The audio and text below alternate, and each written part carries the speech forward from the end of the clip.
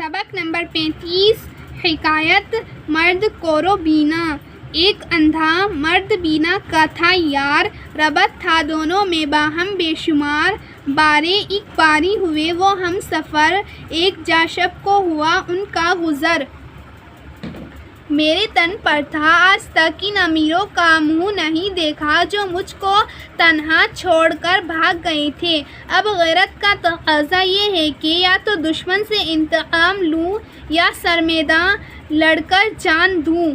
پر مرد نے دعائے خیر دے کر کہا، صلاح وقت یہ ہے کہ عمرہ کی تفسیر معاف فرمائیں، ان کا رتبہ بڑھائیں تاکہ آئندہ سرخرو بنیں اور پچھلے قصور کا بدلہ کریں۔ سلطان نے اس کی صلاح مان لی۔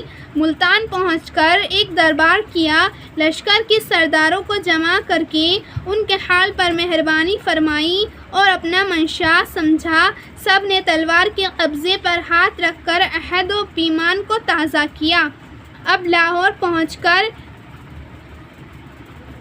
رائے کے نام نامہ لکھا گیا کہ یا تو تمہاری اطاعت قبول کروں یا جنگ و بیکار کے لیے تیار ہو جاؤں۔ جب پیک سلطانی رائے کے درد دولت پر حاضر ہوا تو کسی کو تاب نہ تھی کہ یہ خبرگوش گزار کرے۔ چند ابھاٹ ساٹھ ڈھوڑیاں دے کر کے راجا کے حضور میں پہنچا اور سلطان کی پورش یورش کا حال بیان کر کے اس کو خواب غفلت سے بیدار کیا۔ رانی سنجوگنی بھی، جس کی بدولت رائے کی یہ بری غت ہو گئی تھی، کہنے لگی، اے راجا، بزم عیش ختم ہوئی، اب میدان رزم کو آراستہ کر، ملک و ملت ترکوں کی ترک تازی سے بچا۔ الغرض رائے نے سلطان کی سفیر کو سخت جواب دے کر رخصت کیا اور ہمت تنجنگ کی تیاری میں مشغول ہوا۔ قرب ہمراہ لے تماشاؤں کے لباس میں جا دھمکا اور اس مورت کو بے دھڑک اٹھا لیا۔ قنوت والے دیکھتے کہ دیکھتے رہ گئے۔ برق تھی سرسر یا تھا زلزلہ، وہ رے جناب ز تیرا حوصلہ۔ راجا کی دختر سنجوگنی یہ داستان سن کر رائے کی دلیری پر شیفتہ ہو گئی اور اس کے سوا کسی کو پسند نہ کیا۔ باپ سخت آزادہ ہوا، دولت خانہ سے نکال ایک جدا مکان میں اس کو نظر بند کر دیا۔ جب رائے کو یہ خبر لگی تو سو ساونت ساتھ لے پھر یکایک قنوت پر ٹوٹ پڑا اور دن دہاڑے سنجوگنی کو لے چلا۔ قنوت کے سورماؤں کی حمیت بھی جوش میں آئی، تعاقب کر کے راہ میں جا لیا۔ وہ رن پڑا اور کھانڈ ایجاد کے دلاوروں کے خون سے زمیں رنگین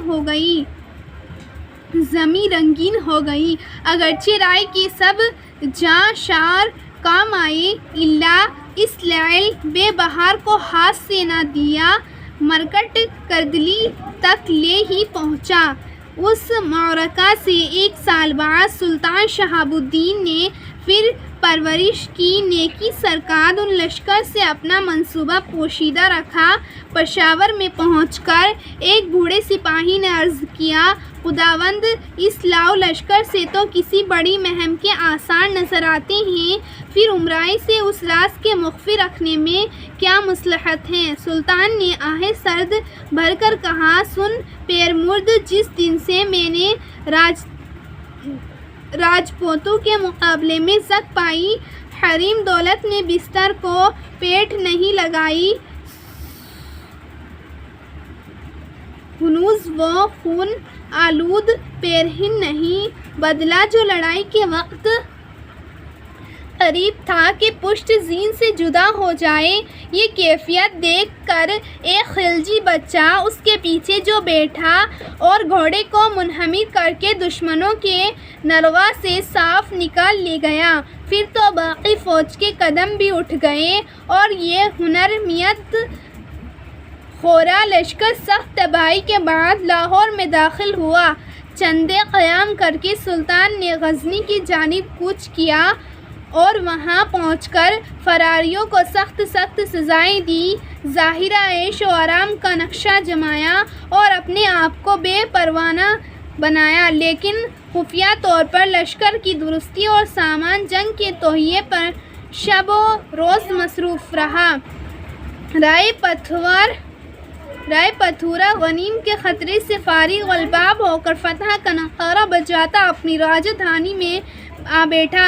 اسی اثنا میں قنوج کے راجا چند نے جگ راجسو کا ارادہ کیا۔ اس جشن کے آئین یہ تھا کہ غیر و نواح کے راجا طلب ہوتے ہر قسم کی خدمتیں اپنے ہاتھ سے بجا لاتے۔ اسی جلسے میں راجا کی لڑکی کا سومبر بھی قرار پایا تھا۔ رائے پتھور اس تقریب کی شرکت پر آمادہ ہوا۔ اتفاقاً کوئی ہمیشی بول اٹھا، جو ہاں کے ہوتے جے چند کو یہ حوصلہ زیب نہیں دیتا۔